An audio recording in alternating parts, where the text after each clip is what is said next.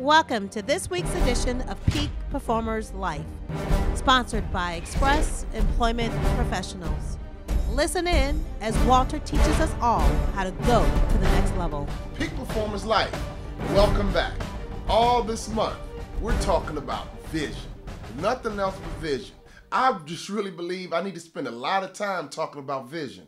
Now, we're going to get through 31 peak performance truths, but as I told you, I believe that vision is an alpha truth. So all this month, we want to talk about vision.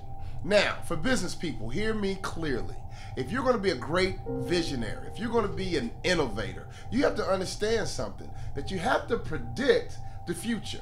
Now, you don't want to roll the dice, you don't want to be a gambler, but somehow, some way in your industry, relative to the information available to you, you have to be able to predict the future. In other words, where is your industry going? Where is your business going? Like the old saying says, don't meet me there, beat me there. Great innovators can almost predict uncannily with amazing ability, pinpoint accuracy where the business is going. So if you can do the same thing as an innovator based on research, based on knowing your industry, based on really understanding the trends that happen in your world and in your industry, you should be able to accurately somewhat predict the future. Because if you can do that, amazingly, you can take your company and position it perfectly. So great business leaders are innovators, but most importantly, they can predict the future. Now, another thing I want to teach leaders today is so important for you to understand that you have to constantly have a vision. In fact, you have to constantly have this vision in front of your employees. We live in a selfish world, right?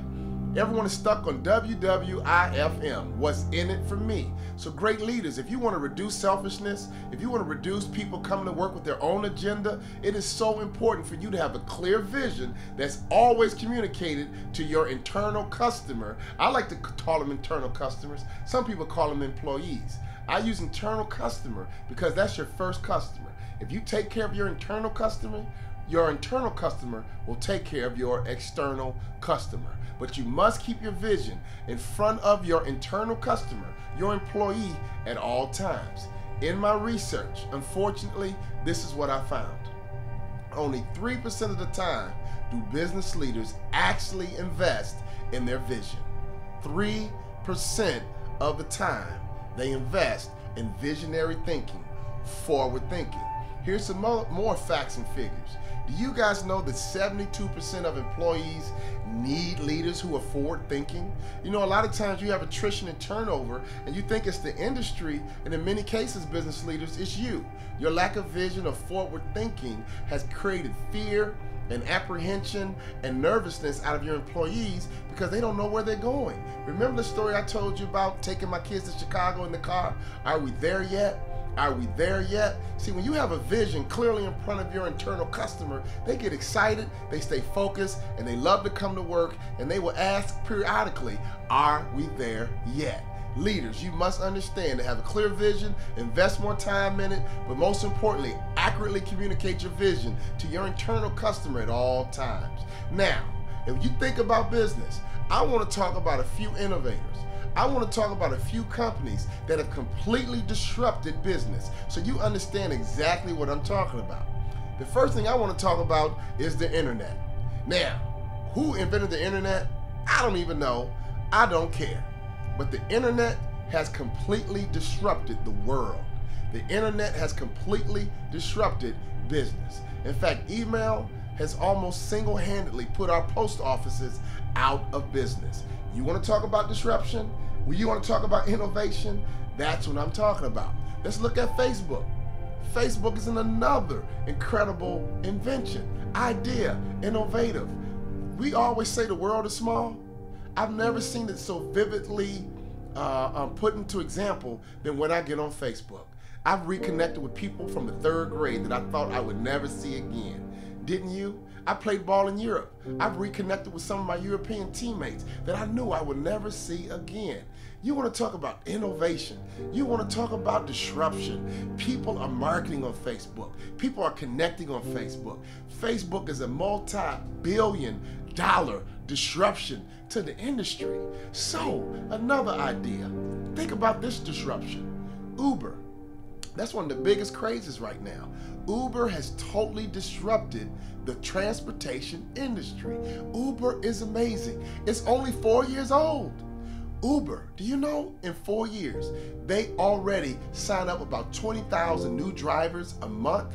Do you guys know that Uber has reduced DUIs by 10% alone just by creating this new, innovative, creative, dynamic product that's an app? They're in over 200 cities around the world. Uber is so disruptive, they are meeting with challenges, many stipulations and governments who don't know how to deal with Uber because they're so disruptive. And that's what I mean. When I talk about disruptive, that's what I mean for you. I want you to be disruptive.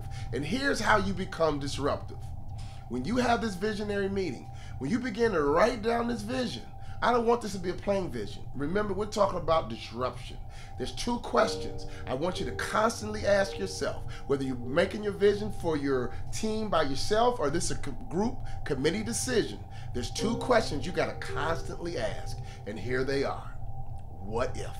That is a great question to ask. And you keep asking yourself, well, what if we do this? What if we do that? What if we turn this industry upside down? What if? What if? What if? Your meeting should be full of what ifs, and it starts your creativity and innovation by simply asking the question, what if?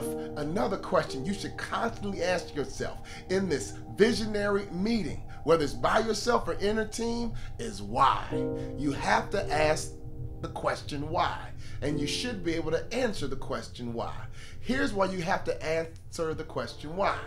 Most great visionaries aren't driven by money.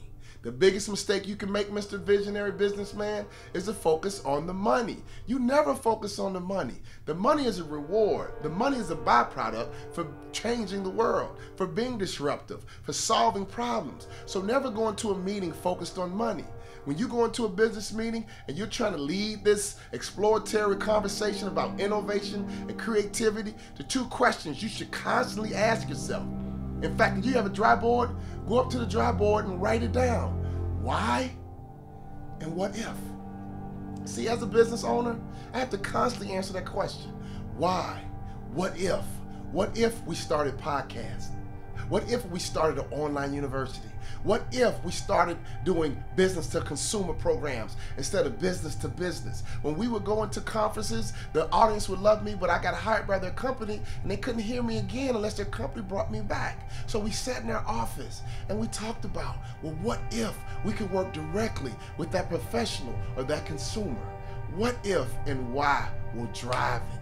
What if and why should be the most important questions a business person or a businesswoman is constantly asking themselves. If you want to be creative, if you want to be innovative, and if you want to be disruptive to the industry, ask the question, why and what if? Who knows what's the next great business idea? We have no idea the next disruptive business concept that's going to come to the marketplace right now. In fact, the next disruptive business idea might come from you. This is Peak Performance Life.